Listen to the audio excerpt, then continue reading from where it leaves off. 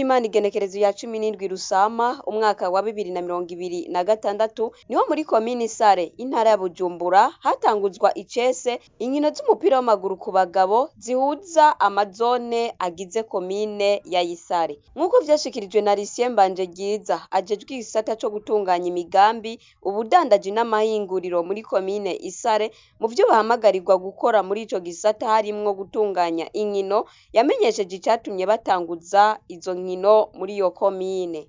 Icatumye nyamukuru dutunganya izo nkino nuko twifuza kugira umugwi w'umupira w'amaguru wa komine Isare.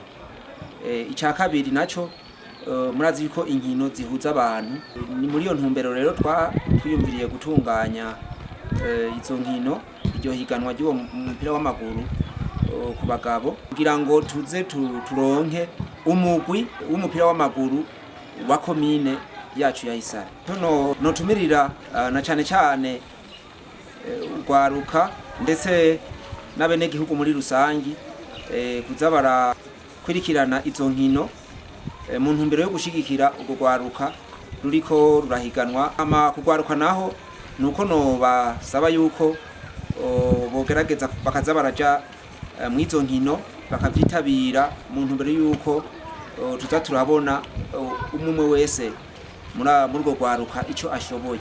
Mbanjegiza agashimira komine iriko irabafata mu mugongo muri izo nkino na musitanteri w'iyo komine ya Isare Leonidas Nirandekura ukuntu yashigikiye kugira batunganye izo nkino. Iryo higanwa ryatunganijwe n'igisata kijejwe byo gutunganya imigambi ubudandaji n'amahinguriro, saba kandi imvukira za komine yacu nziza ya Isare zibandanye zidufasha zishigikira urwaruka muri zino nkino twatanguye uyu munsi, kuko komine nivyo irafasha mu itunganya ry'iryo higanwa.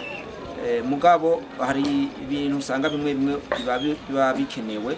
Ahantu ushobora kuvuga nk'imipira y'amaguru, imipira ni mike, hanyuma kandi n'impuzu bakina bambaye zirakenewe, hanyuma kandi harakenewe n'ibirato kugira ngo rwaruka rukine rumerewe neza.